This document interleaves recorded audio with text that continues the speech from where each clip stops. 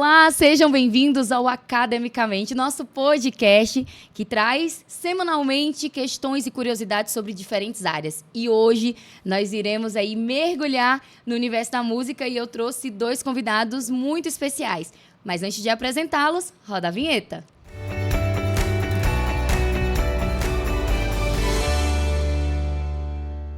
E eu estou aqui, primeiramente, com ele, Bruno Volpone. Acertei a pronúncia do nome, Bruno? Acertou, é isso mesmo. Ai, ufa, tava aqui treinando no off, gente, contando essa primeira curiosidade para vocês, treinando a pronúncia do sobrenome do Bruno. Ele que é maestro, músico, compositor, está aqui na FAP, né, cuidando aí do nosso coral. Bruno, seja muito bem-vindo. Obrigado, Johanna, obrigado a todos vocês que têm assistido aqui também o podcast. Vai ser uma bênção participar com vocês aqui. Que legal.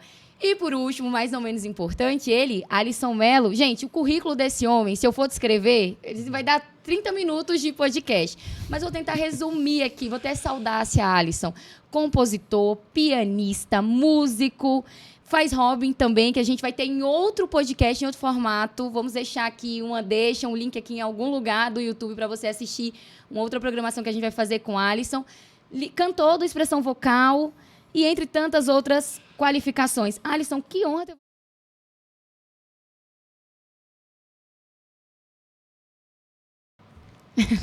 Satisfação muito grande, estou muito feliz e teremos muito sobre o que falar aqui. Que legal. Gente, eu vou começar aqui sobre uma curiosidade. A gente estava conversando com a produção e percebemos algo. Ao longo dos anos, das décadas, os estilos musicais mudaram, né? Se a gente pega ali anos 80, 90, 2000... Não vou entregar a minha idade aqui, tem cara de novinha assim, mas, olha, já tem algumas décadas aqui, tá? Quais foram as principais mudanças que vocês conseguem explicar pra gente que ocorreram de maneira técnica na produção musical ao longo dessas últimas décadas? Vai lá, para o ímpar. Eu vou começar. Eu acho que a tecnologia avançou e democratizou um pouco o acesso a compositores. Então, antigamente, era muito difícil se produzir uma música, se produzir uma canção. A pessoa até compunha ali no quarto dela ou com a banda dela, mas o acesso a gravadoras era uma coisa muito complexa. Você precisava de muito dinheiro para poder produzir uma música, uma canção. Mas hoje em dia, lá no seu quarto, você compra um equipamento, você consegue fazer uma gravação, não fica tão ruim, você consegue publicar nas redes e às vezes você pode estourar. Então, assim, se democratizou muito isso, facilitou muito isso com as redes sociais e também com as novas tecnologias. Então, vem a inovação. Alisson, não sei se você lembra, enquanto o Bruno falou aqui, me veio um insight. Eu tinha algo chamado MP4. Nossa, eu tinha um desse aí também. MP3, MP4. Eu não tinha nascido ainda, eu não sei se geração alfa ele, geração...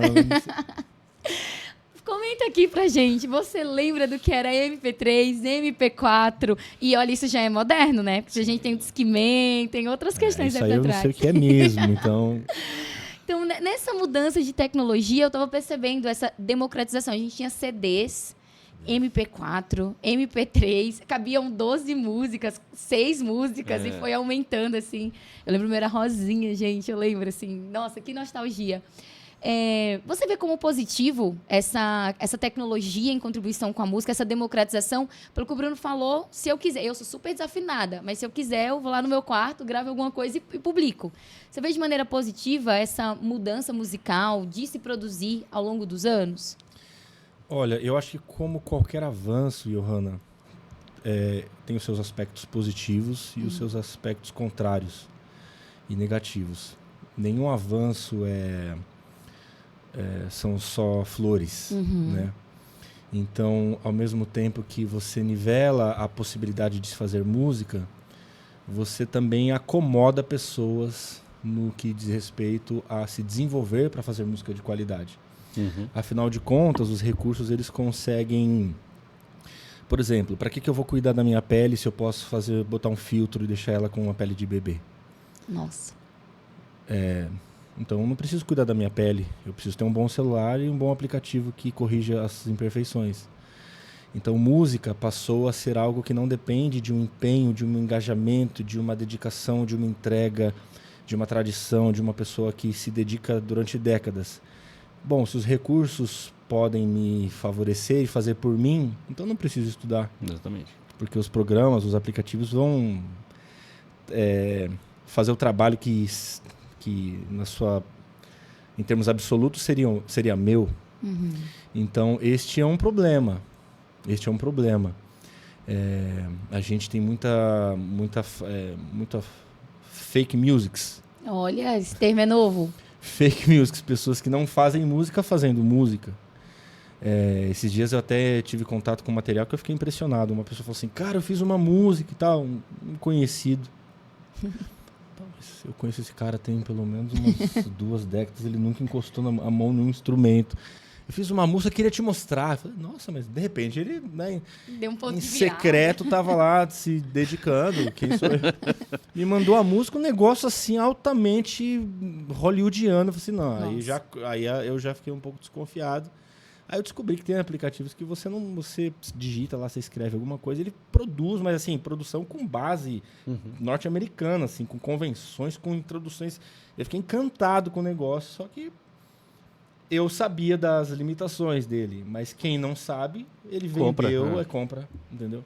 Então esse é um lado talvez negativo. O lado positivo, o que o Bruno falou faz sentido, possibilitou o acesso a pessoas sinceras e que talvez precisavam de apenas esse empurrão para conseguir materializar algo, formatar algo. Eu lembro de pessoas que, poxa, o meu sonho era conseguir ter acesso a um estúdio, a um instrumento, e essa pessoa não tinha nada.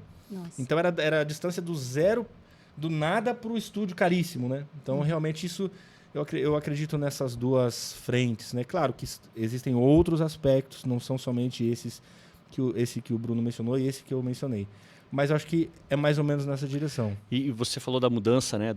Década de 80, 90. Então, se você parar para pensar, o Alisson sabe disso, hoje a gente tem aplicativos que eles afinam a voz para você. Então, lógico, você precisa cantar pelo menos um pouco bem, né? Poxa, eu achei que agora era o meu momento. Mas você consegue afinar. Eu faço uso desse aplicativo Melodyne, né? A gente tem outros aplicativos que fazem isso. Mas lá na década de 80, 90, não tinha isso. Então, se você pegar grandes artistas e cantores, não só da música gospel, mas também da música pop aí, né? Você vê que eles fizeram coisas grandiosas sem esse tipo de equipamento. Sem esse tipo de afinador, esses recursos. Né? E os caras fizeram coisas assim extraordinárias. Então o cara tinha que ser realmente bom. Ele tinha que entregar. Então hoje, uma mudança que eu vejo assim, você pode ser mediano que você consegue alcançar um resultado bom. Grande. Isso. Se você usar ali o plugin correto, um esquema ali, um cambalacho que você faz na hora da mixagem, cara, vai soar muito bem, mas aí tem um problema, né? Então eu gostava muito de um artista, aí eu fui ver um dia esse artista ao vivo. Rapaz, ele teve um problema na garganta e tal, mas aí quando foi cantar, não é artista da música gospel, foi cantar muito, assim, péssimo, sabe? Péssimo. Frustração, Sim, né? sim. Aí eu falei, cara, curtia tanto, ele é um guitarrista. Eu falei, nossa, horrível, assim, sabe? Até deu uma desanimada depois daquilo. Eu acho que como eu falei agora há pouco, todos os avanços trazem os prós e os contras, certo? No caso da música, a utilização desses recursos de maneira inadequada, você está alimentando o mercado da mentira. Porque são pessoas se passando por aquilo que elas gostariam de ser e não aquilo que de fato elas são. Então, para mim, isso é um problema. Gigantesco, de identidade. E no contexto confessional, onde estamos, né? Vale ressaltar aqui sobre os valores cristãos que temos. Então, não é interessante você, como profissional, como cristão, como ser humano, tentar ser o que você não é. É frustrante, é uma corrida que desgasta, né, ao longo do tempo. Realmente é uma reflexão válida que fica. Até que ponto esse holofote em cima de mim vale a pena em função de uma mentira? Porque você passa a anular a premissa da música, que é levar verdade e arte, consolo e esperança. E ela passa a levar likes, engajamento e audiência, que não é definitivamente o papel da música. Então, acho que esse é o problema. Acabei focando no problema porque o Bruno trouxe o positivo que, de fato, sim. Eu, quando comecei, eu sonhava em ter algum recurso que pudesse possibilitar eu mostrar a minha música. E eu não tinha, porque na época os recursos eram muito limitados quando eu comecei. Então, acho que sim, tem um ponto muito positivo, que é o que o Bruno falou. Mas tem esse... E eu não quero demonizar também. A pessoa usa um afinadorzinho ali para poder corrigir alguma coisa. Hoje todo mundo usa de maneira digital ali para poder fazer suas gravações. Então, assim, tudo que você ouve ali, que é lançado no Spotify e tal, tudo tem edição ali. O cara, Sim. às vezes, o cantor passou um pouco do tempo ou faltou um pouco de fôlego. O cara dá uma espichadinha aqui, dá um cortezinho ali. Isso é normal. Isso acontece com qualquer tipo de produção. Claro. Acontece, né? Isso não adianta falar assim, não, eu só vou ouvir aquilo que não é editado. É impossível. Tudo é editado. Tudo é passado por um cara que vai fazer a mixagem, vai fazer ali a masterização, tudo. Então, isso acontece. O problema que o Alisson levantou e eu concordo, é você plastificar tanto e alterar tanto que, cara, é um migué, assim, é uma mentira muito grande, entendeu? Do que tá acontecendo ali. Em resumo, Johanna não canta nada, super desafinada. Agora eu vou usar aí meu oratório pra me promover como cantora. Não faça isso. Você Nem vou tá fazer, né, gente? como jornalista, tá uma benção. Aí chega lá, vamos te convidar agora pra fazer um ao vivo. Gente, eu não consigo, minha voz não tá boa hoje, pelo amor de Deus. Então, a grande reflexão que eu vejo desse primeiro ponto aqui mudou, a tecnologia veio, ela avançou, ela ajudou a democratizar. Pessoas que têm talento e que talvez não tinham recursos, agora têm uma nova oportunidade e elas conseguem melhorar o que já é bom e impulsionar isso de maneira que leve esperança, leve consolo e que não apenas seja por like, por views, porque fingir ser o que você não é, você vai fazer como o Bruno se frustrou ali com o artista que ele admirava e quando foi ver no ao vivo não era aquilo. E vocês me fizeram refletir sobre clássicos. Apesar dessa mudança de estilos ao longo das décadas, tem músicas, por exemplo, eu lembro de canções que eu ouvia na igreja quando era pequena e que até hoje, quando eu escuto, olha, o sorriso até aparece no rosto, vem aquela sensação novamente, uma memória afetiva. O que faz um clássico ser um clássico? Apesar das décadas, das mudanças, das tecnologias. Como explicar músicas que mais antigas viraram clássicos, mas que ainda impulsionam novas gerações? E aí? Bom, eu posso falar, não só no âmbito cristão, mas também a música em geral, né? Que a gente não pode também se fechar. Eu falo, não, eu só penso nisso. A gente assiste filmes e coisas que não são da igreja. Eu lembro que quando saiu o trailer do filme Top Gun 2. Ah, sim. Quando você assiste o trailer, tem um momento que toca o tema do Top Gun, né? Aquele solo de guitarra, mas é um sintetizador tocando, não tem nenhum acorde, não tem nada. O cara só toca as notinhas ali, toca 4, 5 notas, cara, e você arrepia de ouvir aquilo, sabe? Por quê? Porque vai lá no seu interior mesmo, e você lembra daquele tema e associa com as imagens novas do avião ali e tal, fazendo aqueles rasantes, aquelas coisas. Aquilo arrepia, assim. Eu lembro que quando eu assisti a primeira vez, eu arrepiei. Então, assim, esses temas, a gente chama até de leitmotiv, né? O tema que te liga emocionalmente a alguma coisa, realmente te traz uma sensação prazerosa. Pelo menos para mim, assim, não sei se para o Alisson é assim também, traz uma sensação prazerosa. Isso acontece também na música gospel. Então, quando você, por exemplo, escuta uma música com Grande És Tu, tocada ali numa versão talvez diferente, ou então bem básico ali, com alguém fazendo uma interpretação, você canta assim com toda a força que você tem, porque é uma música que traduz muito, ela tem muito conteúdo teológico, a melodia é maravilhosa, e você, sabe, isso vai lá assim, puxa, eu cantava isso quando eu era criança, e continuo cantando como hoje também. A gente vê uma produção, assim, extensa de músicas hoje, né? Às vezes a pessoa, sai uma música, novidade hoje, amanhã todo mundo já esqueceu, mas algumas músicas realmente ficam para a eternidade, sabe? Eu acho que o Inário tá cheio de músicas assim. Sim. Eu acho que tem um negócio na música que dentro do universo da composição que se chama canção. Existe música, existe letra. Eu posso fazer uma música, alguém coloca uma letra, alguém faz uma letra e alguém coloca uma música em cima da letra que foi criada. Mas existe um negócio que a gente chama de canção. Canção é quando há o encontro, a fusão perfeita entre música e letra e história. Não é apenas uma melodia que alguém inventou e adaptaram uma letra em cima, ou uma letra que eu criei, alguém foi lá e botou uma melodia só, né, encaixando ali a métrica e fazendo a adaptação. Não. Esse é um caso que acontecem. Mas existe um segundo caso, ou terceiro caso, que é a canção. A canção é quando existe uma junção tão perfeitamente absoluta e perfeita entre música e letra que se cria algo que transcende o tempo. Então, os arranjos, a parte estética, ela se adapta, se renova e se reconfigura com o passar dos anos. Nos anos 80 se utilizava um tipo de instrumentação. Nos anos 90 entraram os FMs, os teclados, os recursos já mais digitalizados. Então deixaram a parte analógica, começaram a implementar mais a parte digital. Nos anos 2000 entrou a computação, o computador dentro da música. Ou melhor, a música dentro do computador. Então, assim, aí mudou-se também esteticamente. Só que uma canção, ela não depende de estética. Porque eu posso fazer um arranjo nos anos 80 que provavelmente fique inadequado nos anos 90. Mas se eu fizer uma música nos anos 70, ela pode nos anos 2077 ainda tocar o coração por causa dessa fórmula chamada canção.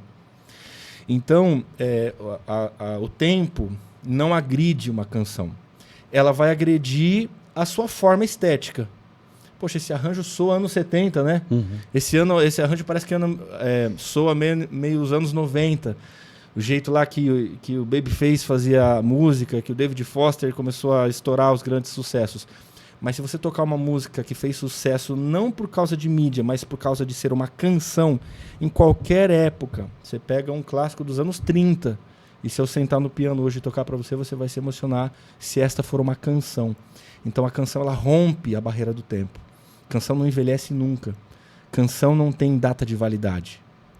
Agora, estéticas temporais tem. E só citar um exemplo recente que aconteceu. Saiu o trailer recentemente do filme Gladiador 2. Vai sair o filme.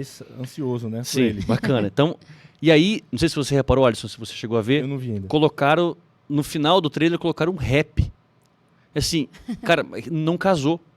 Sabe? Não casou. Então você vê que a estética combina muito com o que você vê e ouve, né? E aí o pessoal até assim colocou muito dislike no vídeo, no trailer do filme, porque parece que não ornou, sabe? Uma coisa com a outra. Então, isso que ele falou assim, existe a canção e eu consigo colocar roupas diferentes de acordo com a época.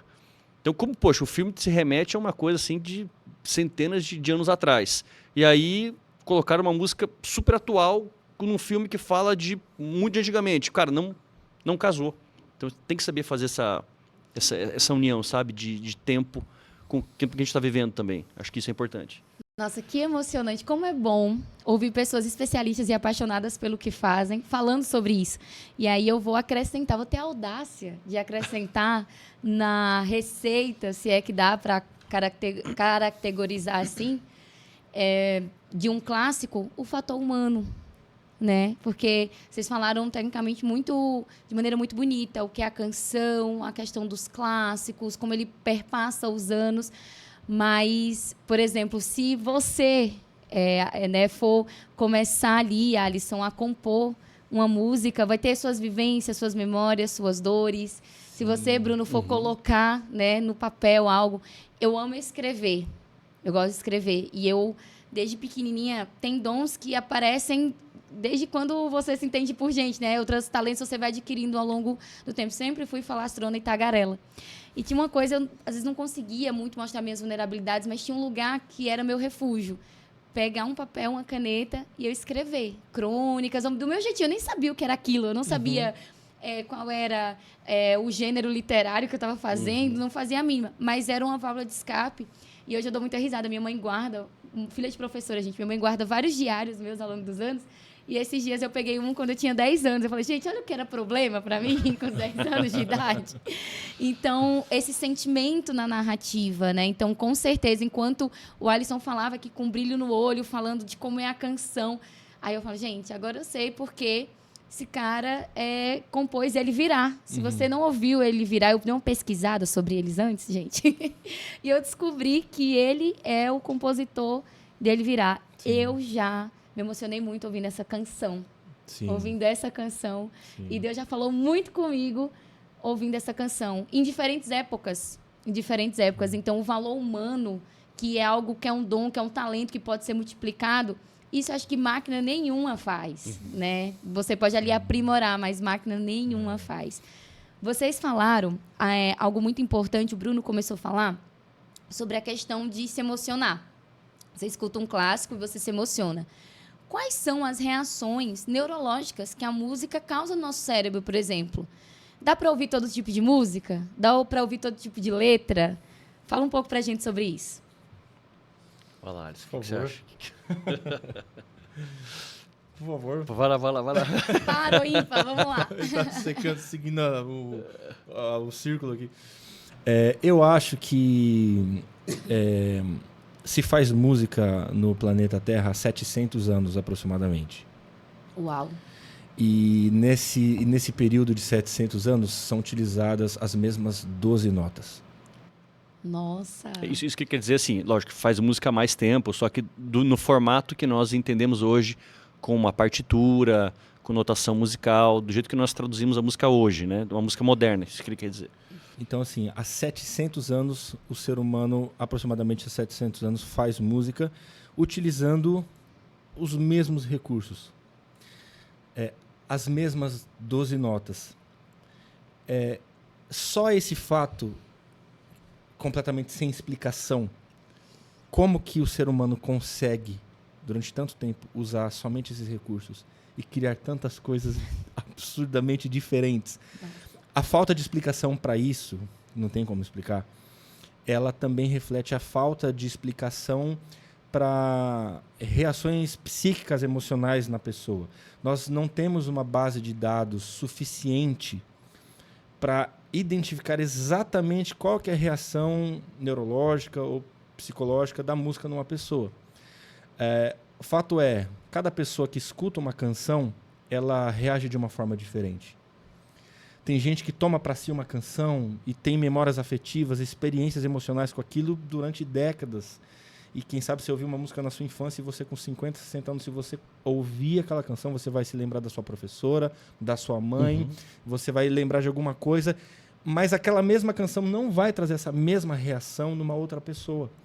Então, eu acredito que nós não temos, a ciência não tem base de dados suficientes, ou talvez não tenha até a competência suficiente para investigar a ponto de falar, não, essa música faz isso, essa traz essa reação.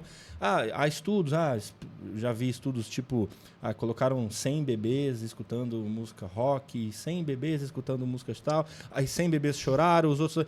Isso é muito pouco. Colocaram plantas, já vi estudo de colocarem plantas ouvindo música, a planta murchou, a outra cresceu. Então, isso é um parâmetro muito limitado. O que a gente pode constatar, de fato, não se basear na ciência, mas se basear na relação humana, como você mesmo disse, com a música. No seguinte sentido, a música torna as pessoas mais bondosas. Isso é fato. O estudo de música, o ouvir música, o interagir com música, aprender um instrumento, uma criança que aprende um instrumento, quem sabe desde nova, ou uma pessoa até mais com a idade mais avançada, a música torna as pessoas mais bondosas. A música torna as pessoas mais sensíveis. A música traz clareza, traz lucidez, traz percepção. Então, eu acho que esses elementos já são suficientes para a gente identificar o papel da música na vida do ser humano. Muito mais do que essa música mexe com o sistema neurocentral da hipófise, da tireoide. Isso aí não faria até diferença, porque essa reação não seria a mesma no outro ser humano. Entrando nisso que o Alisson falou, eu dei aula mais ou menos uns 10 anos de aula de violão, né? Eu tive muitos alunos, né, ao longo desse período aí. E eu sempre disse para meus alunos... Você toca violão? Toco violão. Toca piano, violão, você é muito instrumentista, é isso? Piano é só migué, só. É isso. Aí eu falei assim, eu falava para eles, não existe músico impaciente. Não existe músico impaciente. Se você vê um cara tocando bem, você pode ter certeza que é aquela escala que ele fez ali. Ele ficou no mínimo, dias até conseguir fazer aquilo ali. Para ele fazer sequência de acordes, a gente viu o Alisson tocando ali e tal, a gente sabe que ele usa muito da linguagem de jazz, né? Para poder encadear aquilo ali, foram horas e horas, dias e dias, meses e meses até chegar naquele ponto ali. Se o Alisson fosse um cara assim, que eu não tenho paciência. Tudo pra ontem, né? Não vai aprender. Tá explicado porque eu não sei tocar um instrumento. Isso, e a gente vê uma sociedade assim extremamente imediatista. Se você tem um celular hoje que demora 2 segundos para poder abrir um vídeo, cara, você já passa o vídeo. É verdade. Se o vídeo demora mais de 10, 20 segundos, você já passa o vídeo. Demora para acontecer o que está acontecendo no vídeo, você já passa o negócio. Então, assim, a gente está rumando numa sociedade extremamente impaciente. E eu vejo muito essa conexão, sabe, Alisson? Assim, uma sociedade muito imediatista e impaciente por causa da tecnologia. E o instrumento, o aprendizado da música, ele está intimamente ligado com ter paciência. Cara, você tem que ter paciência para poder aprender o instrumento, senão não vai dar certo. Entendeu? Então, por isso que a gente percebe um certo desinteresse da atual sociedade. Eu vejo isso pela galera mais nova. Cara, na minha época, tinha muita gente querendo aprender a tocar um instrumento. Muita gente. Hoje eu percebo que existe bem menos. Porque demora muito, né? Demora. Puxa vida, o cara não tem paciência. Então é menor o número assim, de gente interessada. Infelizmente eu digo isso, sabe? E o demorar muito, se a gente for parar pra pensar, nem é tanto assim, no sentido de, sei lá, 3 meses, 6 meses pra ter um resultado legal. Os 5 segundos, gente, virou uma eternidade. E 5 primeiros segundos virou uma eternidade. Sim, é isso aí. Esse dado que você trouxe, ele é muito interessante, ele é bem atual. A Forbes, ela fala que a maioria das pessoas deixaram de terminar de fazer uma operação bancária porque o caixa eletrônico não respondeu em 5 segundos. E aí a mídia se apropriou disso. Então eu tenho que deixar os 5 primeiros segundos do vídeo interessante. Fazer chamadas de Reels, de Stories mais interessantes. Então fica aí a reflexão, né? Sim. Até que ponto esse imediatismo, ele tem que estar o tempo todo acelerado, assim. E só voltando um pouquinho no assunto que você falou, sobre essa parte que mexe com a gente. Eu sou muito ligado nessa parte de gosto muito de trailer de filme, tá? Eu já citei 2 aqui. Eu acho que é onde eles vendem o peixe do filme, né? Poxa, é pelo trailer que você vai comprar a mercadoria ou não, assistir o filme ou não. E eles têm usado muito dessa questão nostálgica. Primeiro tem se feito muito remake, né, em Hollywood. Filmes do passado, de 20 anos atrás, e estão refazendo, contando histórias novas, às vezes são péssimas, né? Mas no trailer, eles usam do artifício da música, né, conectado ali à nostalgia, colocando o trailer, colocando a música que fez sucesso do filme, um trechinho, de uma forma repaginada, para suscitar esse sentimento da nostalgia na pessoa. A pessoa fala, nossa, cara, essa música tal. Aí vai lá e assiste, entendeu? E compra o filme. Que no final das contas, o interesse é mercadológico. É mercadológico, é o dinheiro. Mas a gente sabe também que é conhecido de todos nós que a música ela tem uma interferência nas nossas emoções de forma assim muito grande. E eu acho que por interferir nas emoções, ela pode consolar, ela pode motivar, ela pode trazer esperança, mas ela também vai mexer na questão do comportamento. Então, a partir do momento que a pessoa tem contato com a música, é só você ver hoje nas redes sociais, né? A pessoa bota uma foto lá, que ela tá mais imponente, ela já bota uma música mais poderosa, né? Sim. Aí se ela tá num momento assim mais soft, ela bota uma música, né? Uma musiquinha, né? Então, a música ela tá totalmente, né, direcionada, ligada às nossas emoções, e estas interferem no nosso comportamento. Tanto que os grandes movimentos da história da humanidade tinham a música por trás. As grandes manifestações, as militâncias, as revoluções, os movimentos culturais, sempre tinha uma música por trás. No próprio campo de batalha também, tinha pessoal de metais, percussão também, levando a galera, né? Se a gente for para a Bíblia, quando alguns exércitos, né, Jericó, por exemplo, contra filisteus, os hebreus, a música era a trilha sonora que estava exatamente movendo o quê? O comportamento dessas pessoas. Então a música encorajava, a música trazia, mexia com o emocional a ponto da pessoa ter uma disposição de vontade de fazer, não, então vamos para a briga, vamos para a guerra, agora é guerra. E a música estava presente. Quando Davi tocava a música para acalmar no palácio, Saul. O que ele fazia? A música estava totalmente ligada ao quê? A uma disposição de comportamento.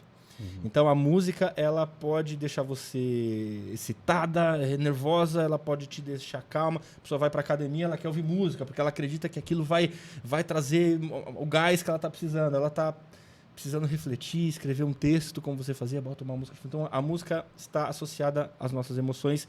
E o que eu tô querendo ressaltar com essa fala é que mexe com comportamento. Não quero entrar naquela direção de por isso temos que tomar cuidado com o que nós ouvimos, porque você pode pecar. Então, não é nessa direção. Acho que pecado é uma coisa tão muito mais profunda do que o tipo de música que você escolhe, meu irmão. Agora você precisa ficar atento ao tipo de música que você ouve, para que tipo de comportamento que ele te induz. Se observar, né? Eu escutei esse ritmo e eu fiquei mais tristinha. Será que eu quero continuar ouvindo isso? Será que é esse sentimento que eu quero trazer para o meu cotidiano? Há uma indústria da música, assim como existe uma indústria do fitness, existe uma indústria da alimentação, existe uma indústria da música também, tentando influenciar e conseguindo influenciar comportamentos, né? Não sei se pode falar o nome de artistas aqui, mas a gente tem recentemente uma grande artista que ganhou vários prêmios internacionais e ela escreve as suas próprias histórias e até aí tudo bem, é legítimo, mas não deixa de ser influenciador para pessoas que ainda não têm estrutura emocional para fazer as suas próprias escolhas de forma consciente.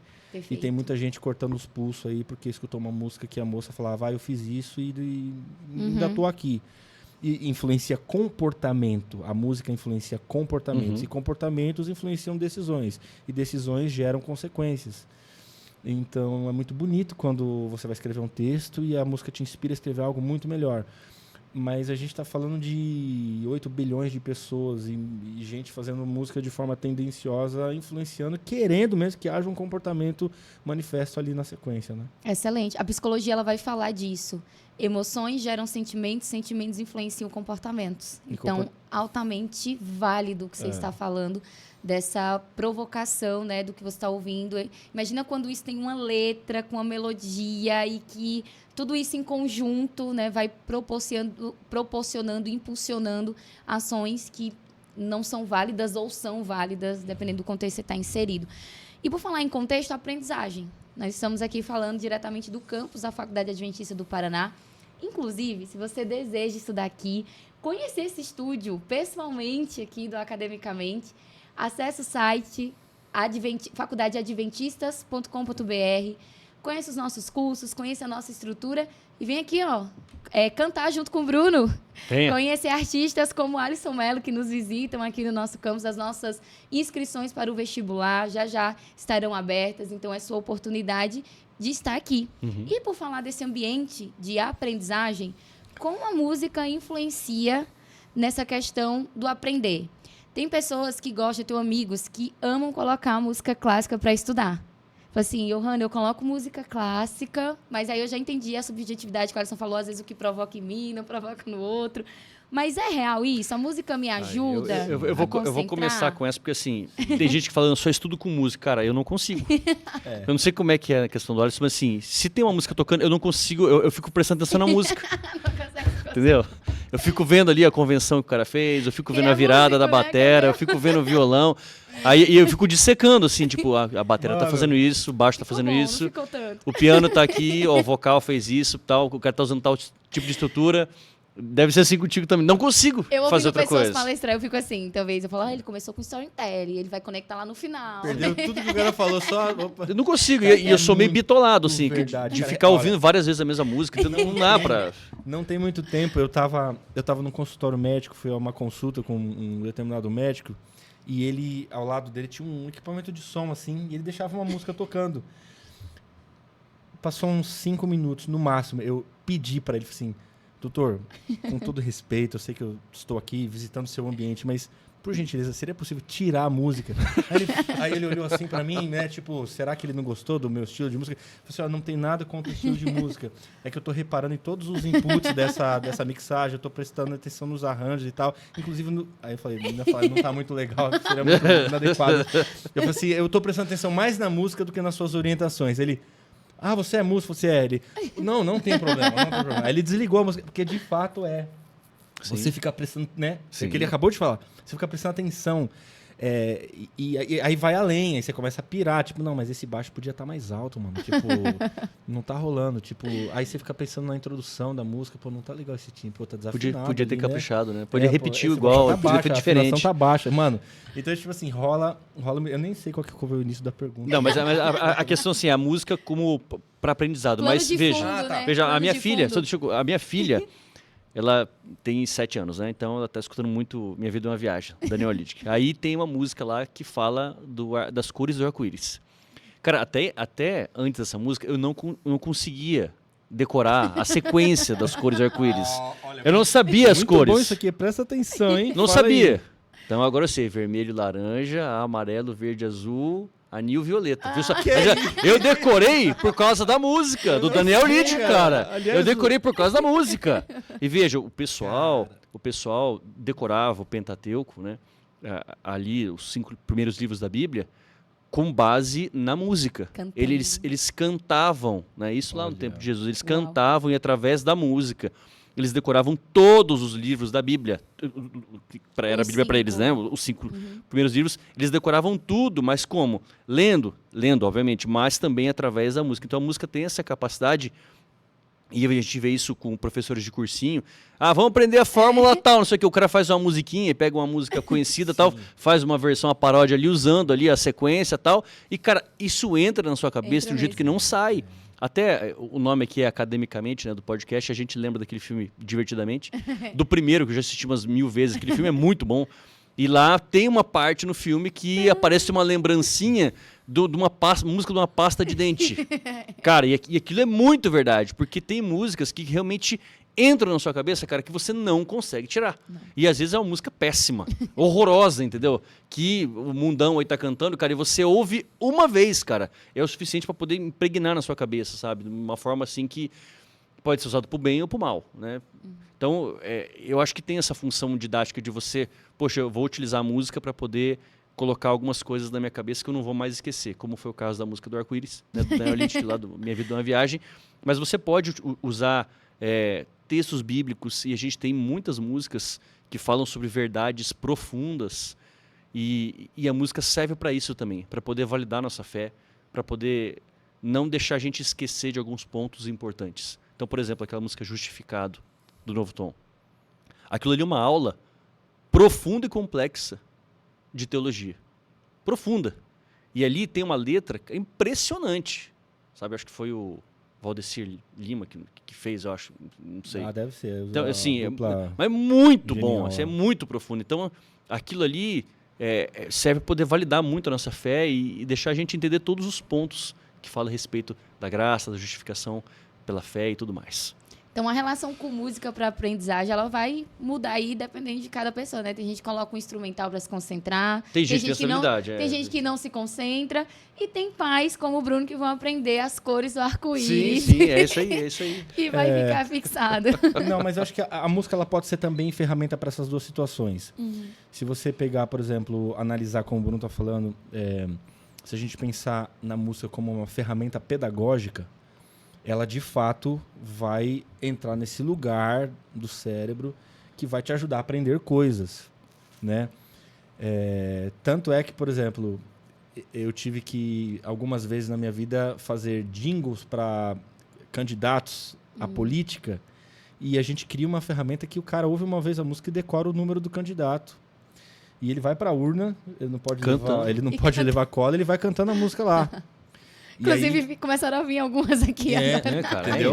Então você vai lá para votar. Então a música como ferramenta pedagógica. E como você falou sobre interferir nas atividades, não é de todo mal. A gente está falando de um maluco que fica em estúdio 20 horas por dia. Então a música vai ser um empecilho.